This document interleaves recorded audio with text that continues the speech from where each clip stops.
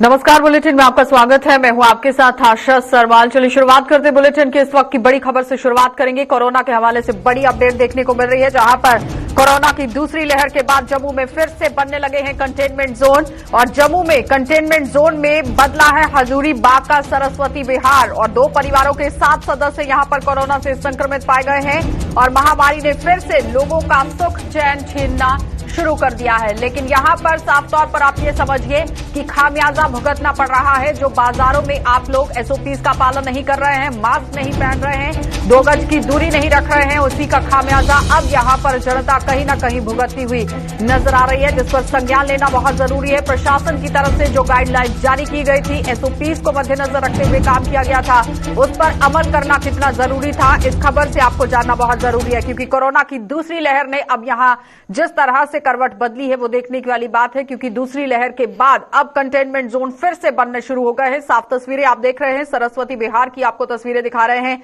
जहां पर हजूरी बाग पूरी तरह से कंटेनमेंट जोन की शक्ल में अब बदल दिया गया है।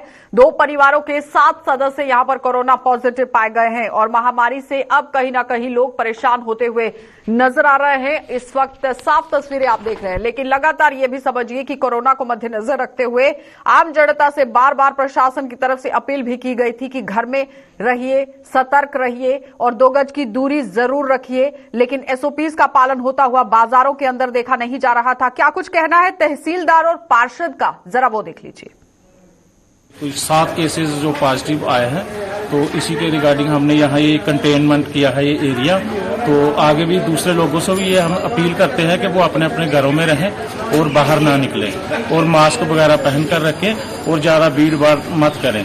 और इसके साथ ही मैं और भी बाकी लोगों से भी ये अपील करता हूँ कि वो भी अपने अपने घरों में रहें। हम सभी जानते हैं कि कल जिला प्रशासन की तरफ से जहाँ हमारी वार्ड के हजूरी बाग के साथ वाले मोहल्ले में जो हमारा सरस्वती विहार है, यहाँ पर कंटेनमेंट जोन जो है इसको घोषित किया गया है।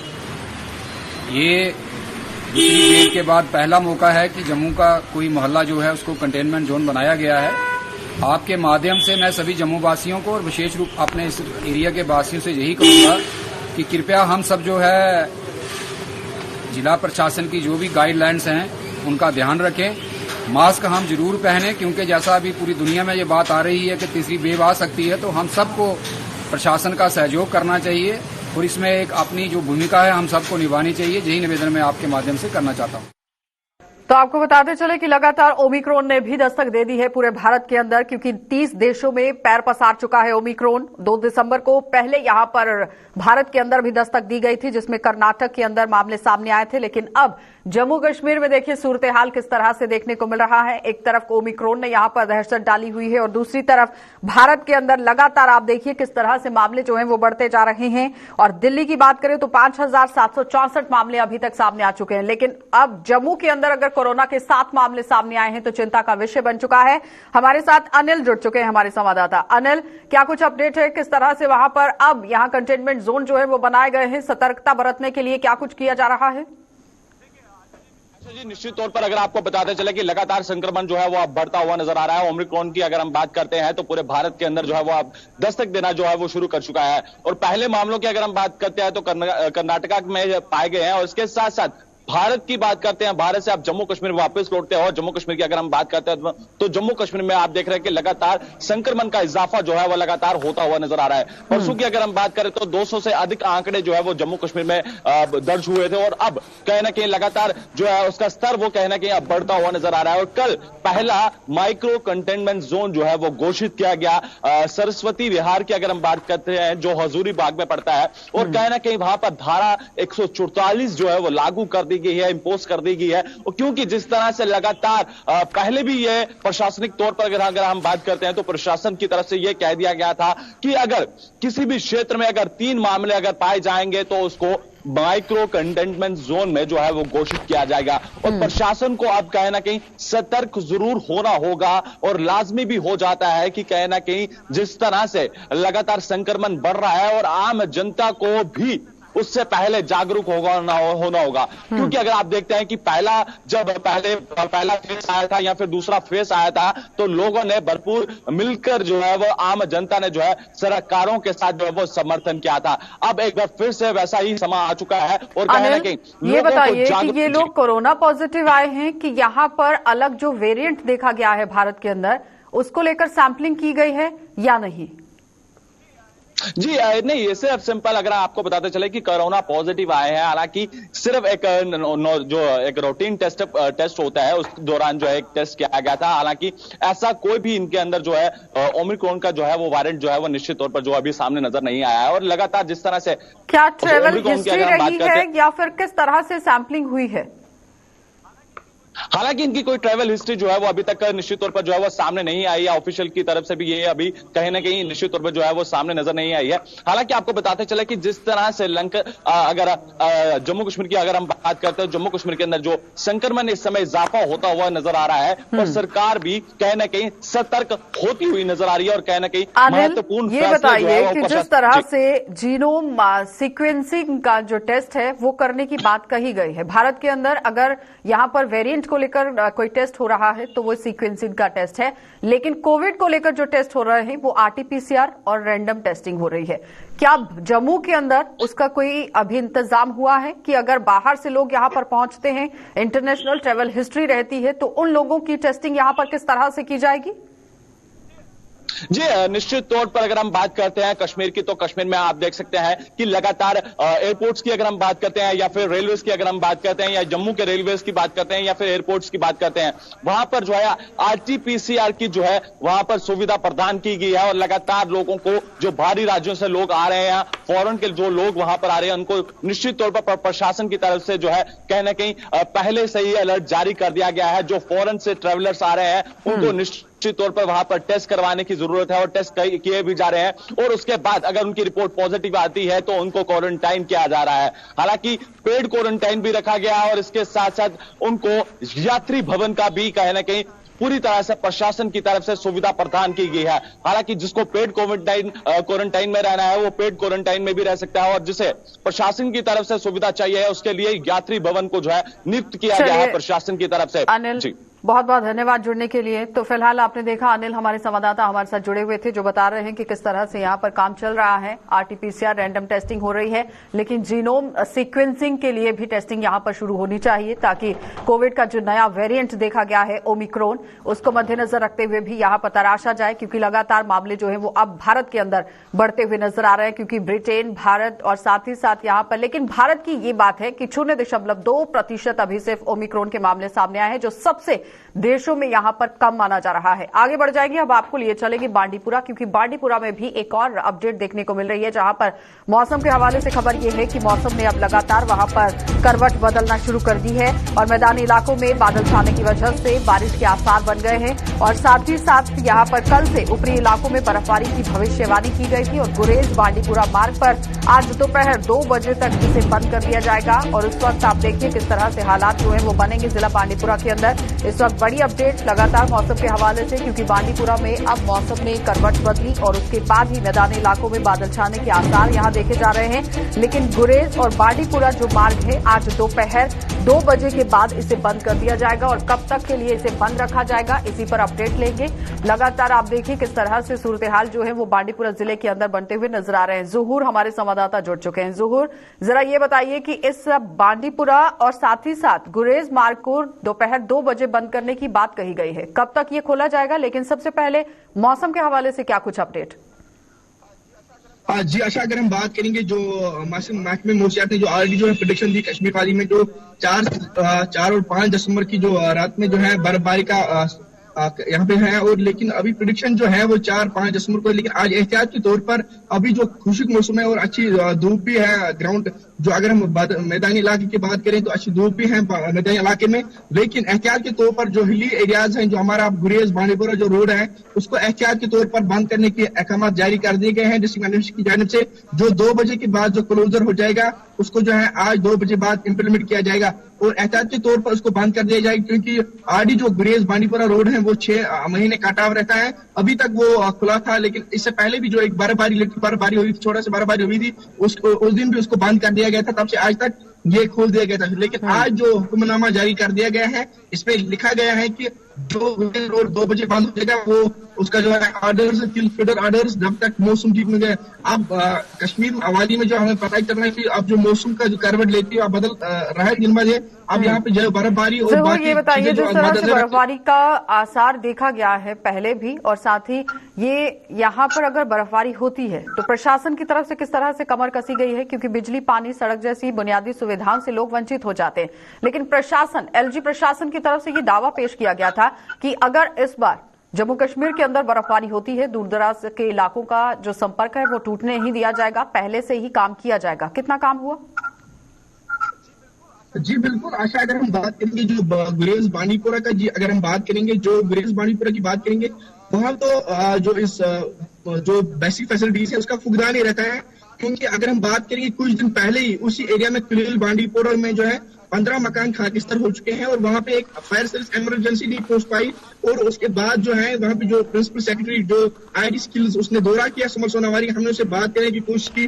उसने कहा कि हम इसमें एक विलेज लेवल कमेटी बनाएंगे, उसमें वहां पे जो है कुएं हैं वो खोदेंगे और उसके बाद वहीं से कुछ इंतजाम करेंगे, क्योंकि वो फ्रीज हो जाता है वहाँ पानी और वहाँ रोड कनेक्टिविटी भी नहीं है। लेकिन अगर ग्राउंड लेवल की बात करेंगे, जो बाकी बांडीपोरा के मैदानी इलाके की बात करेंगे, रोड कनेक्टिविटी अच्छा है, लेकिन बिजली का फुकदान अभी भी है। और इस बार जो है मैग्नेमाइज बहुत हुआ बांडीपोरा में, इस बात को हमें देखना है। लेकिन इसके साथ साथ अगर बिजली का देखेंगे, ग्राउंड लेवल पे बिजली जो है उसके आंख मौसूल देखने को मिल रहे हैं। हर रोज ट्रांसफार्मर्स जो डैमेज हो जाते हैं या कहीं भी बिजली जो खस्त लाइन्स हैं वो डैमेज हो जाते हैं। पावर का नाम निशान नहीं है, 2 या 3 घंटे बिजली देखने को मिल रही है। लेकिन जो बिल्स होती हैं, जो पे करना पड़ता है, वो तो 1 महीने आपको घर पहुंचेगी। लेकिन जो ग्राउंड लेवल पे यानी दावे जो है वो सिर्फ फिसड़ी ही साबित सही हो रहे हैं और साथ ही साथ दावे जो है वो सिर्फ और सिर्फ कागजात तक ही सीमित रह गए हैं। बहुत बहुत धन्यवाद ज़हूर जुड़ने के लिए। तो फिलहाल आपने देखा कि ज़हूर हमारे संवाददाता जुड़े हुए थे बांडीपुरा से, जो बता रहे हैं कि मौसम करवट बदलने के बाद किस तरह से सूरत हाल बनने वाले हैं और कब तक इस रास्ते को खोला जाएगा, वो भी अपडेट आपने देख ली। लेकिन जिस तरह बिजली, पानी और सड़क को लेकर प्रशासन की तरफ से बात कही गई थी, उसमें कितनी सच्चाई है वो भी ज़हूर ने आपके सामने रखी है। आगे बढ़ जाएंगे, अब आपको सांबा लिए चलेंगे, क्योंकि सांबा से आपको दिखा देते हैं कि किस तरह से यहां पर भी हालात जो है वो बनते हुए नजर आ रहे हैं। सांबा रेलवे स्टेशन पर ट्रेनों की स्टॉपेज ना होने की वजह से लोग अब यहां पर परेशान हो गए हैं। कोविड का दौर शुरू होने पर बंद की गई थी ट्रेनों की स्टॉपेज और सांबा स्टेशन पर अब यहां मात्र 2 ट्रेनें या फिर 1 ट्रेन रुक सकती है। और सांबा में इंडस्ट्री और आर्मी ब्रिगेड का संज्ञान नहीं ले पाया है प्रशासन। इस तरह से आम जनता की तरफ से आरोप भी लगाए गए हैं। लेकिन कोविड के दौरान यहां पर स्टॉपेज को बंद किया गया था। अब सिर्फ 1 या 2 स्टेशन पर ट्रेन रुकेगी। साफ तौर पर तस्वीरों में आपको दिखा रहे हैं कि किस तरह आम जनता अब कहीं न कहीं 2-4 होती हुई नजर आ रही है, प्रदर्शन करती हुई नजर आ रही है, परेशान देखी गई है। और उसी को मद्देनजर रखते हुए आज यहां पर जनता जो है वो सड़कों पर है। ऋषि खजूरिया हमारे साथ जुड़ चुके हैं। ऋषि, क्या कुछ पूरी जानकारी, जिस तरह से लोग भी अब यहां पर सड़कों पर उतर आए हैं? बिल्कुल आशा, आपको बता दें कि सांबा के लोगों का अब जो रोष है वो देखा जा रहा है, क्योंकि कोविड के दौरान यहाँ रेलवे स्टेशन सांबा से कुछ ट्रेन के स्टॉपेज उठा लिए गए थे, क्योंकि टेस्टिंग करनी थी और टेस्टिंग के लिए जम्मू रेलवे स्टेशन ही एकमात्र जो वो उसे जो वो फाइनल किया गया था। लेकिन इन बिटवीन जितने भी स्टेशन थे वहां पर ट्रेनों की आवाजाही को बंद कर दिया था, वहां पर ट्रेन नहीं रुक रही थी। इसके चलते अब सांबा के लोगों का यह कहना है कि 1.5 साल का अंतराल हो चुका है, अभी तक ट्रेन को शुरू नहीं किया गया। हालांकि पूरे हिंदुस्तान की बात करें तो फ्लाइट चल रही है, ट्रेन चल रही है, लेकिन पर्टिकुलर सांबा रेलवे स्टेशन के साथ ऐसा क्यों किया जा रहा है। उन्होंने यह भी कहा कि सांबा के पीछे अगर विजयपुर रेलवे स्टेशन की बात करें तो वहां पर ट्रेन रुकती हैं, गढ़वाल रेलवे स्टेशन पर ट्रेन रुक रही है, लेकिन पर्टिकुलर सांबा जो डिस्ट्रिक्ट हेडक्वार्टर है उस रेलवे स्टेशन पर ट्रेन नहीं रुक रही है। बड़े दुर्भाग्यपूर्ण है। और सिर्फ मात्र 2 ट्रेन अभी रुक रही है, एक हेमकुंट एक्सप्रेस और दूसरी है डीएमयू, और डीएमयू का भी कोई टाइम टेबल इसमें निर्धारित जो वो नहीं नजर आ रहा, जिसके चलते सांबा के लोगों का भी साफ तौर पर कहना है, और हम भी ये देख रहे हैं कि सांबा हेडक्वार्टर है और इंडस्ट्रियल एरिया इतना बड़ा है, इंडस्ट्रियल हब है, आर्मी ब्रिगेड है, बीएसएफ ब्रिगेड है, यानी कई और अलग अलग हब्स हैं। लेकिन उसके बाद भी लोगों को ट्रेन में बोर्ड करने के लिए या तो जम्मू जाना पड़ता है, यहां पर कठुआ जाना पड़ता है। और इन बिटवीन अगर लेबर क्लास के लोगों की बात करें तो उन्हें गाड़ी कर सबसे पहले जम्मू जाना होगा अगर ट्रेन में उन्होंने सफर करना है। तो सांबा रेलवे स्टेशन आज के वक्त में अगर कहें तो डेड रेलवे स्टेशन जो वो घोषित हो चुका है, जिसके चलते लोगों का साफ तौर पर कहना है कि किसी आला अधिकारी से बातचीत की गई है, रेलवे डिपार्टमेंट से बातचीत करने की कोशिश की गई कि स्टॉपेज कब तक यहां पर खोल दिया जाएगा, कब तक ट्रेनें रुकने शुरू हो जाएंगी, क्योंकि मात्र सिर्फ 1 और 2 ही स्टॉपेज जो है वो बनाई गई है।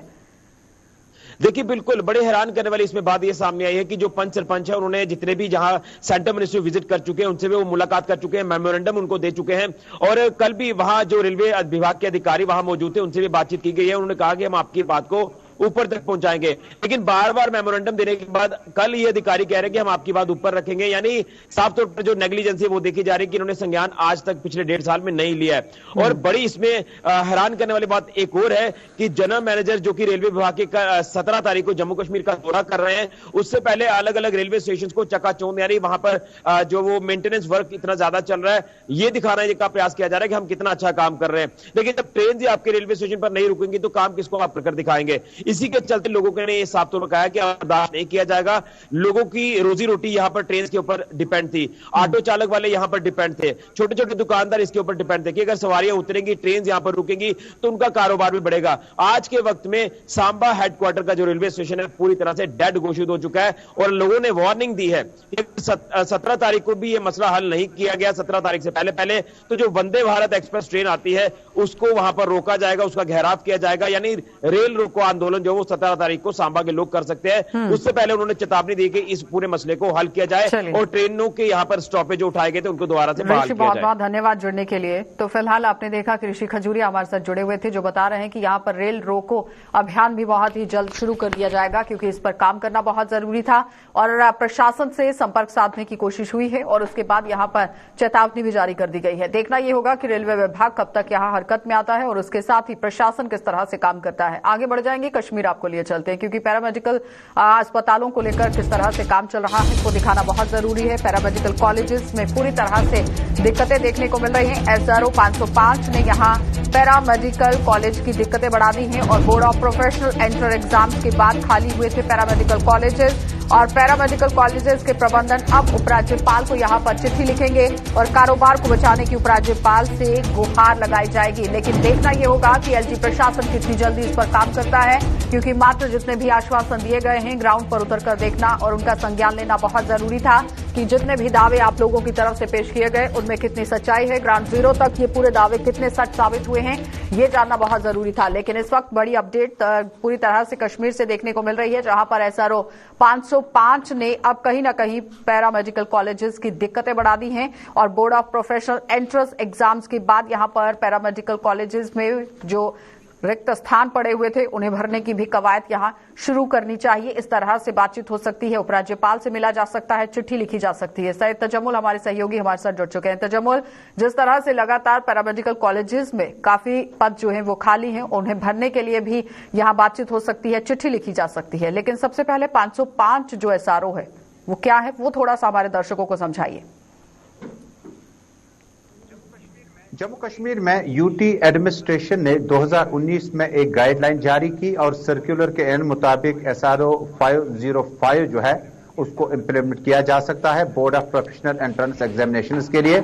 और इसमें लगातार जो जम्मू कश्मीर के पैरामेडिकल कॉलेज के जो छात्र हैं जो जम्मू में है, श्रीनगर में है, लद्दाख में है, दीगर जगहों में है, उन्हें अब जब नोटिफिकेशन जारी निकलेगा बोपी की तरफ से एंट्रेंस एग्जामिनेशन में बच्चे बैठ सकते हैं। लेकिन बच्चों ने बैठने के बाद जो एलोकेशन ऑफ सीट्स होता है वो गवर्नमेंट इंस्टीट्यूशंस तक महदूद रहता है और उसके बाद कुछ कोटा जो है वो प्राइवेट सेक्टर को दिया जाता है। क्योंकि जम्मू कश्मीर में प्राइवेट सेक्टर में पैरामेडिकल कॉलेज खड़ा करना कोई आसान काम नहीं है। इसमें फैकल्टी आपको लैब टेक्नीशियंस वगैरह जो है आपको बड़े मुश्किल हालात में आपको उन्हें लाना पड़ता है, उनका तनख्वाह वगैरह देना पड़ता है, इंफ्रास्ट्रक्चर पर काफी खर्चा पैसा होता है। लेकिन पैसा खर्च करने के बाद अब मार्च में जो नोटिफिकेशन निकलता है उसके बाद 1 साल के अंदर अंदर तक जो है प्राइवेट कॉलेजेस की जो सीटें हैं वो फिल की जाती है, जिसके लिए जो प्राइवेट मेडिकल पैरामेडिकल एसोसिएशन के जो डॉक्टर नाइक हैं प्रेसिडेंट, उन्होंने लेफ्टिनेंट गवर्नर मनोज सिन्हा को तहरीरी तौर पर एक चिट्ठी भेजी है जिसमें उन्हें कहा गया है कि 40 या 30 दिनों के अंदर अंदर ये जो फॉर्मेलिटी है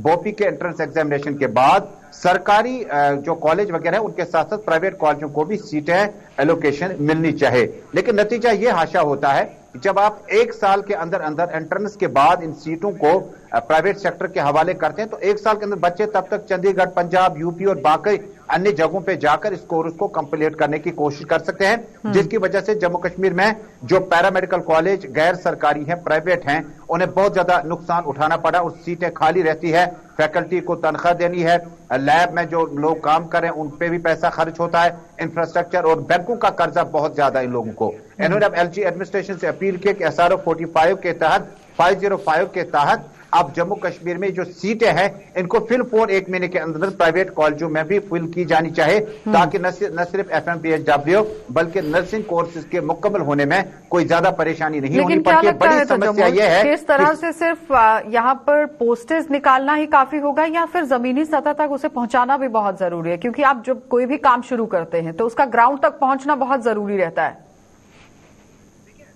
देखिए 2019 से कबल आपको याद होगा खुद के बोपी जब कॉम्पिटेंट अथॉरिटी के थ्रू एक पॉलिटेक्निक कॉलेजों के लिए इस तरह से सीटों को लेकर एंट्रेंस एग्जामिनेशन किए जाते हैं और जो छात्र कामयाब हो जाते हैं उन्हें गवर्नमेंट और प्राइवेट सेक्टर में मौका मिलता है। यही सूरत हाल जो थी वो पॉलिटेक्निक कॉलेजों में भी थी, लेकिन उसमें उन्हें राहत मिली है। अब वक्त पे 1 महीने के अंदर एंट्रेंस एग्जामिनेशन मुकम्मल होने के बाद प्राइवेट सतह और गवर्नमेंट सतह पर सीटें फिल की जाती है। और यही सूरत हाल जो दरपेश है वो पैरामेडिकल कॉलेज में जो छात्र हैं उनके मांग है कि 1 महीने के अंदर अंदर उनकी जो फॉर्मेलिटी है पूरी की जाए, ताकि एडमिशन जो है वो कश्मीर, जम्मू और आसपास में ही रहे। और जम्मू कश्मीर से बाहर एडमिशन जाने के बाद ये पैरामेडिकल कॉलेज की जो सीटें हैं आजकल खाली खाली पड़ी हुई हैं और इनके अखराजात, बैंक के कर्ज और बाकी परेशानियां हैं उसको दूर करने के लिए उन्होंने कितनी सीटें खाली है यहाँ पर तजम्मुल?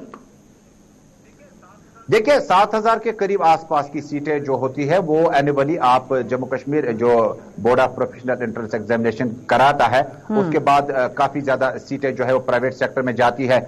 लेकिन प्राइवेट सेक्टर में सीटें और स्टूडेंट्स को एनरोल करने के दौरान तकरीबन 1 साल का वक्त लग जाता है और जिस दौरान ये सारी सीटें जो हैं ये खाली रह जाती हैं और जो गवर्नमेंट अपनी सीटें अपने इंस्टीट्यूशंस में अनाउंस करती है उनका तो सिलेबस 1 साल पे कवर हो जाता है, एक एग्जामिनेशन उन्होंने कंप्लीट भी किया होता है, जबकि प्राइवेट सेक्टर में जाते जाते 1 साल की ताखीर हो जाती है। अगर एलजी इंतजामिया वक्त पे इस वक्त, क्योंकि मैं आपको बता दूं कि नवंबर 2021 में सचिवालय यानी सिविल सेक्रेटरी में एक मीटिंग हुई थी जिसमें हेल्थ डिपार्टमेंट, फाइनेंस डिपार्टमेंट और उसके बाद स्किल डेवलपमेंट के जो सीनियर अफसरान थे वो भी मौजूद रहे, लेकिन उसके बाद उसका नतीजा सामने नहीं आ सका।